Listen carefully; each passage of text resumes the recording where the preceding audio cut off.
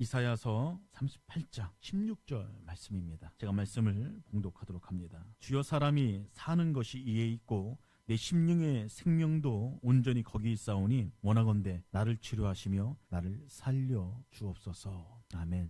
오늘은 하나님은 기도하는 사람을 살리신다, 하나님은 기도하는 사람을 살리신다라는 제목으로 오늘 은혜를 나누고자 합니다. 하나님은 기도하는 사람을 찾으시죠. 하나님은 기도하는 사람을 찾으십니다. 왜냐하면 기도하는 사람을 찾아서 그 사람을 살려주고 싶기 때문에 하나님 기도하는 사람을 찾는다라는 것이에요.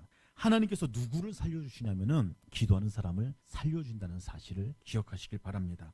오늘 읽은 본문 말씀은 그 배경은 이렇습니다. 유다의 왕 히스기야 왕이 병들었을 때, 병들어서 죽을 뻔한 위기에 처했을 때 그때 기도한 내용이라는 것이에요.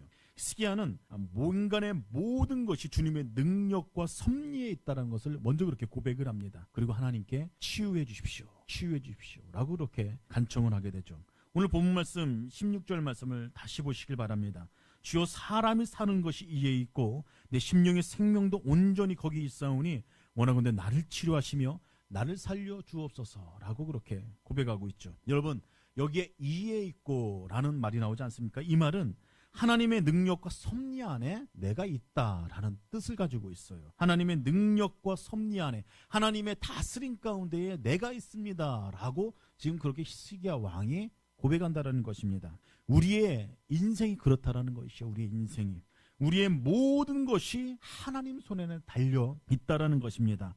우리의 생명 또한 하나님의 손 안에 달려 있다라는 것이죠. 다시 말하면은 하나님께서는 나의 연약함을, 나의 이 문제를, 나의 병을 충분히 고칠 수 있는 분이십니다 라고 지금 그렇게 히스기야 왕이 인정하고 있다는 것이에요. 그래서 히스기야가 원하건대 나를 치료하시며 살려주시옵소서 라고 그렇게 간절하게 기도하고 있다라는 것이죠. 보십시오. 하나님이 찾으시던 기도하는 사람, 그가 바로 히스기야였다라는 것입니다. 히스기야는 하나님이 찾으시던 기도하는 인생이었다라는 것입니다. 문제 앞에서 좌절하지 않고 기도하는 인생이었다. 나를 살려주시옵소서. 하나님, 나를 낫게 하여 주시옵소서.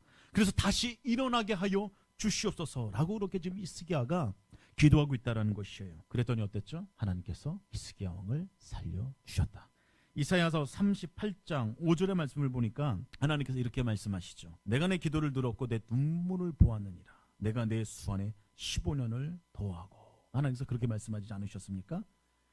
기도하는 인생이었던 히스기야 왕을 하나님께서 살려주셨다라는 것이에요. 여러분, 이처럼 하나님은 우리가 기도하기 시작할 때에 우리의 눈물을 보시고 우리의 외침을 들으시고 몸의 연약함까지도 하나님께서 만져주신다라는 거예요. 회복시켜주시고 그 사람을 살려주신다라는 것입니다. 여러분, 마가복음 5장에 보면은 여러분들이 잘 아는 회당장 야이로라는 사람이 등장합니다. 이 야이로라는 사람은 어떤 사람입니까? 유대인이었고 바리새인이었어요. 그리고 회당 건물을 관리하는 사람이었고 예배를 인도하는 사람이었습니다. 두루마기 성경을 관리했고 율법 학교를 운영했던 사람, 구제품이 생길 때는 분배하는 일도 했던 사람입니다. 회당 업무의 전반을 책임을 맡아서 관리하고 있던 사람이었어요. 한마디로 회당장의 총책임자가 바로 야이로였습니다. 회당은 지방의 센터를 얘기합니다. 유대사회 구심점을 얘기하고, 또 그래서 야이로라는 사람은 사회적인 존경을 받던 사람이었죠. 그리고 지위가 높았던 사람이었어요. 명예가 있던 사람이었습니다. 사회적으로 영향력을 가지고 있었던 사람, 그리고 그 사람은 바리새인이었습니다. 바리새인은 어떤 사람이었습니까? 예수님을 증오하던 사람들은 아니었습니까? 예수님을 증오하던 부류의 사람들, 결국 예수님을 박해하고 십자가에 못 박았던 사람들이 바리새인들이었어요. 회당장 야이로는 그런 부류의 사람이었다라는 것이죠. 그가 예수님에 대한 간절함이 있었습니다. 예수님에 대한 간절함이 있었어요. 그는 그 간절함으로 자기 생명보다 더 귀한 사랑하는 그 어린 딸을 살려내기 위해서 딸을 살려내겠다라는 그 일념 하나로 예수님께 나아갔다라는 것입니다. 그래서 그의 인생에 있어서 큰 문제를 해결받는 축복을 경험했다라는 것이죠. 여러분, 이 회당장 야이로가 예수님께 어떻게 반응한지 아십니까? 마가복음 5장에 보면요, 이렇게 고백되어 있어요. 이렇게 기록되어 있습니다. 예수를 보고 발 앞에 엎드렸다. 그 다음 구절에 보니까 간곡히 간청했다라고 그렇게 기록되어 있습니다. 예수님을 보고 예수님을 만나자마자 발 앞에 엎드렸다라는 것이에요. 주님께 나아가서 납작 엎드렸다. 여러분 그것을 기억하시길 바랍니다. 회당장 야울의 사회적 위치는 예수님 앞에 그렇게 나아갈 위치가 아니었어요. 만약에 그렇게 반응한다고 했다면 지탄을 받을 위치였습니다. 공격을 받은 그런 상황이었어요. 그런데 그거 다 무시했습니다. 이 당시에 사람들이 굉장히 중요시 여기던 것이 무엇인지 아십니까? 명예를 중요시 여겼다고 합니다. 그런데 야이로는 자기 자신의 신분을 상기시키지도 않았어요. 사람의 시선도 문제될 것이 아니었습니다. 자신의 체면이 문제될 것 전혀 없었어요. 그런 것들은 전부 다 사치스러운 것뿐이었어요. 그런 위치에 야이로가 전부 다 포기했습니다. 예수님 옆에 나갔습니다. 그리고 발 앞에 납작 엎드렸어요. 그리고 자기 집에 오기를 강구했습니다. 그냥 강구한 것 아닙니다. 여러 번 강구했어요. 많이 강구했어요. 아까 제가 간곡히 구하여 간절히 구했다고 하지 않습니까? 여기서 이 간곡히란 말은 옛날 성경에는 많이 간구했다라고 그렇게 기록되어져 있어요. 한 번 구한 것 아닙니다. 형식적으로 구한 것 아니에요. 예수님의 마음이 움직이기까지, 그의 간청이 들어질 때까지, 기도가 응답되어질 때까지 온 마음과 온 힘과 온 뜻을 다해서 쉬지 않고 열정적으로 간청했던 것입니다. 왜요? 초등학교 한 5학년 정도 되는 딸이 죽어가고 있기 때문입니다. 아니, 죽었죠. 딸이 죽은 것을 아버지가 경험을 합니다. 근데 보십시오. 그의 간청으로 말미암아 소원대로 달리다고 소녀가 다시 일어나지 않습니까? 죽음을 극복하고 이 어린 소녀가 다시 일어났다는 사실입니다. 야이로는 하나님께서 찾으시는 기도하는 인생이었다. 간절히 기도하는 인생이었다는 사실을 기억하시길 바랍니다. 주님께서는 기도하는 사람을 찾고 계십니다. 그리고 그 사람들의 문제로부터 해방시켜 주세요. 그 사람을 살려주십니다. 여러분 그것을 기억하시길 바랍니다. 자기 자신의 문제가 해결돼요. 뿐만 아닙니다. 다른 사람들의 문제를 위해서 기도할 때도 하나님께서는 그 기도 소리를 들으시고 응답해 주신다는 사실을 여러분 기억하셨으면 좋겠어요. 엘리야를 보십시오. 열왕기상 17장에 사르밧 과부의 집에서 떡을 만드는 기름과 가루가 끊어지지 않는 기적이 기록되어 있죠. 근데 이 집에 문제가 생긴 것입니다. 문제가 생겼어요. 하나밖에 없는 아들이 병들어 죽은 것입니다. 그리고 과부는 엘리야에게 아들을 죽게 했다고 원망하기 시작합니다. 불평하기 시작해요. 덤탱이를 씌우죠. 엘리야는 그 사르밧 과부의 원망과 비난 앞에 침묵을 합니다. 가만히 있어요. 그리고 그녀의 아들을 달라고 부탁한 뒤에 목숨 건 기도를 하기 시작했다라는 것이에요. 비난을 비난으로 맞서지 않았습니다. 원망을 원망으로 맞서지 않았다라는 것이에요. 이 여인이 품고 있는 아들의 축 처진 그 시신을 바라보고 또한 그녀의 축 처져 있는 그런 인생을 보면서 하나님 앞에 간절히 기도하기 시작했다는 것이에요. 다른 사람들의 문제를 나의 문제로 여기고 다른 사람들의 아픔을 나의 아픔으로 여기고 이 여인의 문제를 이건 나의 문제다 그렇게 동일시 여기고 하나님 앞에 기도하기 시작했다는 것이에요. 엘리야의 기도는 간절한 기도였습니다. 야고보서에 보면 엘리야의 기도의 특징에 대해서 기록되어 있죠. 야고보서 5장 17절에서 18절에 보면 가뭄 때문에 비를 내려달라고 엘리야가 기도했다라고 기록되어 있는데 그때 보면은 간절히 기도했다라고 그렇게 기록되어 있어요. 간절히 기도했고 다시 한번 하나님 앞에 기도했다라고 기록되어 있어요. 그리고 엘리야가 사르밧 과부의 아들을 위한 그 기도를 살펴보면요. 일정한 패턴을 발견할 수가 있습니다. 열왕기상 17장 20절에서 21절에 반복해서 부르짖어 기도하는 모습이 나오죠. 여러분 간절하면은 부르짖는다는 사실을 기억하시길 바랍니다. 간절하면 부르짖게 돼 있어요. 엘리야는 죽은 시신을 위해서 자기 자신의 몸을 펴서 엎드렸습니다. 당시 선지자들은 시신을 만지면 불결하다라고 그렇게 여겼어요. 그렇기 때문에 시신을 절대로 가까이 하지 않았습니다. 그런데도 불구하고 자기 자신이 부정하게 되는 것보다 이 아이의 생명을 살리는 것이 더 소중했기 때문에 그것 상관하지 않고 간절히 기도했다는 것이에요. 포기하지 않고 부르짖으면서 기도했다는 것입니다. 한 번 기도해서 응답이 없을 때 두 번 기도했고 또 응답이 없을 때 세 번 기도한 그 포기하지 않는 끈질긴 기도를 엘리야가 했다라는 것이에요. 여러분 때때로 우리가 부닥치는 문제들이 도무지 앞뒤가 맞지도 않고 이해가 안 되고 이거 언제 해결되나 그런 문제 안에 봉착할 때가 있습니다. 그럴 때 우리가 쓸 수 있는 방법 단 한 가지가 있어요. 하나님의 백성들이 하나님의 자녀들이 성도들이 할 수 있는 것 한 가지가 있다는 것이에요. 그건 다른 것도 아닙니다. 여러분 문제를 끌어안으십시오. 그리고 하나님 앞에 엎드리는 것입니다. 나의 문제든 나의 가족의 문제든 나의 이웃의 문제든 하나님께서 마음을 주셨다라면은 그 문제를 가지고 하나님 앞에 나와 납작 엎드려 끈질기게 기도한다라는 것이에요. 부르짖어 기도해야 된다라는 것입니다. 여러분, 근데 그 문제를 끌어안기 시작할 때에 한 가지 더 끌고 그것을 소유한다는 것을 기억하시길 바랍니다. 기적도 함께 끌어안다라는 것을 여러분들 믿으시길 바랍니다. 문제를 끌어안기 시작했을 때 기적도 함께 끌어안는다라는 것을 여러분 기억하십시오. 문제의 그 속에 기적의 씨앗이 담겨져 있다라는 것입니다. 기도하는 인생들에게 이것이 경험되어져요. 기도하면은 살게 된다라는 것이에요. 사르밧 과부의 아들이 산 것처럼 말이죠. 하나님이 이처럼 간절히 포기하지 않고 부르짖으며 기도하는 사람 지금도 찾고 계신 줄 믿으시길 바랍니다. 왜입니까? 응답하여 주시려고, 그 사람 살려주시려고. 하나님의 응답이 우리의 노력이나 기도의 양에 의해서 결정된다라고는 할 수 없습니다. 하지만 하나님은 오랜 시간 하나님 앞에 엎드려 있는 사람을 귀중하게 여긴다는 사실, 거룩한 오전 예배 시간에 기억하셨으면 좋겠어요. 그 사람을 소중하게 여겨요. 그 사람의 그 기도 소리를 귀하게 여긴다는 것이에요.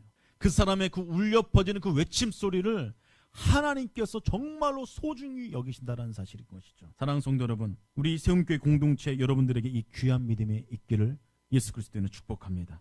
하나님께서는 기도하는 사람을 찾으시다가 이 사람의 기도로 인하여서 심각한 문제를 뛰어넘어 그 인생 살려주신다는 것이에요. 그 믿음으로 나의 연약함을 위해서 기도하고 다른 사람의 연약함을 위해서 기도하는 믿음의 중보자, 하나님께서 찾으시는 기도하는 인생입니다. 여러분들이 그런 인생으로 삶을 살아내시기를 예수 그리스도 이름으로 축복합니다. 하나님은 우리들의 문제와 육신의 연약함도 치유하시는 분이시죠. 그리고 더 나아가 하나님은 우리의 상한 마음도 치유하시는 분이시다라는 사실을 여러분 기억하셨으면 좋겠습니다. 병든 몸뿐만 아니라 막혀있는 상황뿐만 아니라 병든 마음도 우리를 죽음으로 몰고 갑니다. 마음이 병들면 죽게 되었다는 것이에요. 상처난 마음이 아픈 마음이 되고 아픈 마음이 병든 마음이 됩니다. 병든 마음이 죽어가요. 마음이 죽습니다. 근데 마음이 죽으면 그 사람 죽게 된다는 것이에요. 마음이 죽으면요 모든 것이 죽게 되어 있습니다. 다윗이 사울에게 쫓겨다니던 때가 있습니다. 몸도 마음도 지친 때가 있었어요. 슬프고 억울하고 마음이 괴로울 때가 있었습니다. 사울이 던진 단창은 겨우 피해서 다윗이 피할 수가 있었습니다. 단창은 피할 수가 있었어요. 그런데 그 단창이 깊은 마음속에 박히는 것은 다윗이 피할 수가 없었다는 것이에요. 상처난 마음을 붙들고 다윗은 이리저리 도망치는 인생이 되었다는 것이죠. 그러다가 아둘람굴이라는 축축한 동굴로 숨어 들어가게 됐죠.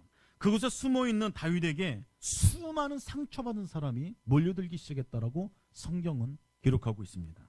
다윗처럼 마음에 원통한 사람들이 있었어요. 이런저런 환난을 다 겪은 사람들, 수모를 겪은 사람들, 그런 사람들이 다윗에게로 다 몰려들었다라는 것입니다. 그렇게 몰려든 사람의 다윗은 우두머리가 되었다라는 것이죠. 그 말씀이 사무엘상 22장 1절과 2절 말씀에 있죠. 그 말씀을 보니까 마음이 아픈 다윗의 곁에 다윗처럼 상처받고 마음이 상해버린 400여 명의 사람들이 있었다라고 성경은 기록하고 있어요. 이때 다윗이 할 수 있는 것이 무엇이었습니까? 다윗이 어떻게 반응을 했습니까? 다윗이 할 수 있었던 것은 기도밖에 없었다는 것입니다. 다윗이 기도하는 것이에요.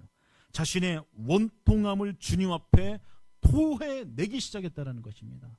그 상황적인 그 배경을 가진 시편의 내용이 있습니다. 그게 시편 142편 1절과 2절에 기록되어 있어요. 그 말씀을 보면 다윗의 고백이, 기도의 고백이 담겨져 있죠. 말씀을 읽어드리도록 합니다. 내가 소리내어 여호와께 부르짖으며 소리내어 여호와께 간구하는도다. 내가 내 원통함을 그 앞에 토로하며 내 우환을 그 앞에 진술하리로다 라고 그렇게 기록하고 있어요. 여러분, 이 기도 소리가 하늘을 울렸다라는 것이에요. 다윗의 부르짖는 소리가 산속을 울렸다라는 것입니다. 원통합니다 주님, 원통합니다 하나님. 나를 잡으려는 사람들만 있고 나를 돌보는 사람 한 사람도 없습니다. 그런데 내가 믿음으로 고백하는 것은 주님만이, 하나님만이 오직 나의 구원이시여 피난처십니다. 하나님 나를 건져 주시옵소서. 하나님 나를 살려 주시옵소서. 주님만이 나의 피난처가 되십니다. 지금 다윗은 그 상황 가운데 이렇게 기도하고 또 외치고 간절하게 울부짖었다라는 것이에요. 사랑하는 성도 여러분, 우리도 마음이 아플 때가 있습니다. 마음이 병들 때가 있어요. 그때 우리가 해야 될 거 있다라는 것입니다. 이렇게 기도해야 된다는 거예요. 다윗과 같은 이런 믿음의 고백을 해야 된다는 것입니다. 하나님, 나의 부르짖음을 들으소서, 나를 건지소서, 나를 살려주시옵소서. 여러분 함께 한번 따라해 보겠습니다. 하나님, 나의 부르짖음을 들으시옵소서, 나를 건지시옵소서, 나를 살려주시옵소서. 여러분 그렇게 기도하면요, 하나님께서 들으신다는 것을 기억하시길 바랍니다. 하나님께 들으세요. 그 외침 소리를 기억하신다는 것이에요. 그리고 우리를 찾아오시죠. 그리고 우리 아픈 마음을 만져주신다는 것입니다. 회복시켜주세요. 다윗은 그 힘들고 고통스러운 상황 속에서도요, 하나님을 끝까지 붙들었습니다. 끝까지 붙들고 기도하는 인생이었어요. 소망의 끈을 놓지 않은 인생이었습니다. 주님만이 나의 피난처가 되심을 인정하고 하나님 앞에 기도하는 인생이었어요. 주님 한 분만 의지하는 인생이었다. 시편 31편 14절에 다윗이 그렇게 고백했어요. 여호와여, 그러하여도 나는 주께 의지하고 말하기를 주는 내 하나님이시다. 끝까지 주님을 의지하면서 기도하는 인생이었다는 것입니다. 그랬더니 주님께서 다윗의 인생 가운데 개입하셔서 도우셨다라는 것이에요. 시편 31편 21절과 21절 말씀에 이렇게 기록하고 있어요. 여호와를 찬송할지어다. 견고한 성에서 그의 놀라운 사랑을 내게 보이셨음이로다. 내가 놀라서 말하기를 주의 목전에서 끊어졌다 하였으나 내가 주께 부르짖을 때에 주께서 나의 간구하는 소리를 들으셨나이다 라고 그렇게 고백하고 있지 않습니까? 주님께서는요, 다윗의 간구하는 소리를 들으셨다라는 것입니다. 여러분, 주님께서는 기도하는 사람을 찾는 분이기 때문에 다윗의 기도 소리를 듣고 다윗을 보셨다는 사실을 기억하시길 바랍니다. 그리고 살려주셨어요. 하나님은 정말로 다윗을 살려주셨습니다. 도망자에서 이스라엘 왕으로 하나님께서 세워주시지 않습니까? 아픈 마음, 상처난 마음을 회복시켜주시는 그 하나님께서 다윗을 이스라엘 왕으로 세우셨다. 여러분, 치료와 치유의 차이점을 알고 계십니까? 치료를 영어로 테라피라고 합니다. 치유는 힐링이라고 하죠. 이 두 단어 모두 치료라는 기본적인 개념을 가지고 있어요. 근데 치료가 육신적인 측면에 국한되어 있다면 치유는요, 영적인 부분까지, 정신적인 부분까지, 내면의 모든 영역의 회복을 말하고 있다는 사실을 기억하시길 바랍니다. 우리 주변에 보면 겉으로 멀쩡합니다. 참 겉으로 멀쩡해요. 근데 속이 썩어 문드러져 있는 사람 참 많이 있다는 것이에요. 여러 가지 상처들로, 얼룩진 과거들로, 이런저런 상처들로 말미암아 내면이 썩어 문드러진 사람 참 많이 있다는 것입니다. 그러나 반면에 몸은 약하고 병든 사람들이 있습니다. 참 연약해 보여요. 그런데 그 영혼과 마음은 평화로운 사람들이 있어요. 평화로운 사람, 치유를 받은 사람, 그런 사람들이 있다는 것입니다. 한 목사님께서 한 교인이 찾아왔습니다. 그리고 부탁을 합니다. 자기 남편이 암에 걸렸는데 좀 신방을 해주셔서 치유를 위해서, 회복을 위해서 기도해달라고 요청을 한 것이에요. 이 목사님은 신방을 갔어요. 그래서 이 환자의 치유와 회복을 위해서 말씀을 전하고 간절히 기도했다고 합니다. 그리고 며칠이 지난 후에 이 목사님은 환자의 어머니, 그 아내로부터 전화 한 통화를 받았다고 합니다. 목사님, 저번에 제 남편의 암을 위해 기도해 주셨죠? 그렇게 아내가 얘기합니다. 이 전화를 받은 목사님은, 야, 내가 하나님 앞에 간절히 기도했고 또 새벽마다 간절히 기도했는데 암이 치유를 받았나, 그런 기대감을 가지고 전화를 했다고 합니다. 근데 이 아내가 그렇게 이야기하는 것이에요. 목사님, 제 남편이 죽었습니다. 제 남편이 죽었어요. 이 목사님은 그 여자가 따지려고 이제 전화를 한 걸로 오해를 했습니다. 그래서 가만히 있었다고 해요. 그러다가 이 여자가 울면서 이야기했다고 합니다. 목사님, 너무 언짢게 생각하지 마세요. 그때 제 남편은 그동안 분노로 가득 차 있었습니다. 자녀들과 손자들의 성장을 보지 못하고 60도 안 된 나이에 죽을 생각을 하니까 너무 억울해서 날마다 화를 내고 병실에서도 화를 내고 또 하나님까지 저주를 했어요. 그 모습을 볼 때마다 주위의 사람들이 너무나 힘들었어요. 너무나 괴로웠어요. 그런데요, 목사님께서 신방해 주셔서 말씀을 전해주시고 기도를 해주신 후에 제 남편에게 알 수 없는 위로부터는 하나님께서 주신 평안이 생겼어요. 기쁨이 생겼어요. 목사님, 목사님의 그 말씀과 기도 덕분에 남편의 마지막 며칠 동안은 우리 삶에 있어서 정말로 행복한 시간이었어요. 우린 찬송했고 웃었고 성경을 읽었고 함께 기도했어요. 저는 목사님이 남편을 위해 기도해 주신 것에 대해서, 말씀을 전해준 것에 대해서 감사하려고 이렇게 전화를 했습니다. 목사님, 남편은 치료는 되지 않았어요. 그러나 치유되었습니다. 감사합니다. 그렇게 전화를 했다고 해요. 여러분, 몸이 치료되는 것도 기적입니다. 놀라운 기적이에요. 그러나 그보다 더 좋은 것은요, 우리 내면이 치유받는 것입니다. 우리 내면이 치유받는 것이에요. 우리 영혼까지 치유받는 것입니다. 몸이 치료되지 않고 죽음을 맞이하는 것, 참 슬픈 일입니다. 참 아픈 일이죠. 그런데 우리의 마음이 치유되어서, 영혼이 치유되어서 하나님의 깨어진 관계가 회복되어지는 것, 그것만큼 더 귀중하고 소중한 일 없다라는 것입니다. 말씀을 정리합니다. 주님께서는 기도하는 사람을 찾고 계십니다. 나의 문제를 가지고 기도하는 사람, 다른 사람의 아픔을 가지고 기도하는 사람, 그리고 그 사람을 통해서, 기도하는 사람을 통해서 하나님께서는 그 사람의 인생을 살려주시고 뿐만 아니라 다른 사람의 문제까지도 해결해 준다는 사실을 기억하시길 바랍니다. 병든 몸에서 우리를 살려주시고 아픈 마음에서 우리를 회복시켜 주시고 살려주시는 그 하나님은 우리의 개인의 문제를 넘어서서 교회가 직면한 문제도, 우리 가정과 이웃이 직면한 문제도, 나라와 민족이 직면한 문제도, 또 선교지와 선교사님들을 위한 그 모든 기도 제목들을 들으시고 응답하시는 분이십니다. 하나님께서는 오늘도 우리가 직면한 문제보다 더 큰 하나님을 목도하며 그 하나님을 바라보면서 기도하는 사람, 지금도 찾고 계신다는 사실을 기억하시길 바랍니다. 여러분, 피비린내간에는 리비딤 전쟁 기억하십니까? 아말렉과의 이스라엘 백성들의 전쟁 아닙니까? 그 싸움의 현장에는 여호수아가 있었습니다. 이스라엘 군대가 있었어요. 근데 여러분, 전쟁의 승패는 어디 달렸냐면은 하나님께 기도하는 지도자의 모세의 중보기도에 있었다는 사실을 이번 한 주간 그것을 기억하시길 바랍니다. 하늘을 향해 높이 들렸던 모세에게 기도하는 그 손, 지팡이를 든 그 손이 점점 힘을 잃어버리면서 내려오게 되자 리비딤 골짜기의 전쟁은 이스라엘의 불리한 상황으로 몰리지 않습니까? 그 상황을 역전시켰던 것이 무엇입니까? 이를 지켜보던 아론과 훌이 자신들이 해야 할 일을 했다라는 것이에요. 큰 돌을 가져다가 지도자 모세를 앉게 하고 둘은 양곁에서 지쳐 내려오는 지도자 모세의 손을 들어 올렸습니다. 그랬더니 모세의 손이 떨어지지 않았죠. 내려오지 않았습니다. 전쟁은 마침내 이스라엘의 승리로 끝났다. 이스라엘 승리로 마무리됐어요. 군대와 백성들의 승리의 함성이 들리기 시작했죠. 여러분, 기도를 우습게 생각하지 마십시오. 기도를 우습게 생각하면 안 된다라는 것이에요. 여러분, 목숨 걸고 성도들이 해야 될 것이 있어요. 그것은 말씀과 함께 더불어 기도하는 것입니다. 기도하기 시작할 때에, 말씀 붙잡고 기도하기 시작할 때에 우리 인생은 완전히 달라집니다. 하나님께서는 그런 사람을 찾아 그런 사람 살려주십니다. 하나님은 기도하는 사람을 찾아 그 인생 살려주신다라는 것이에요. 여러분들, 하나님이 찾으시는 기도하는 인생들 다 되시기를 예수 그리스도의 이름으로 축복합니다. 이 시간 기도하겠습니다. 이 시간 다 함께 기도할 때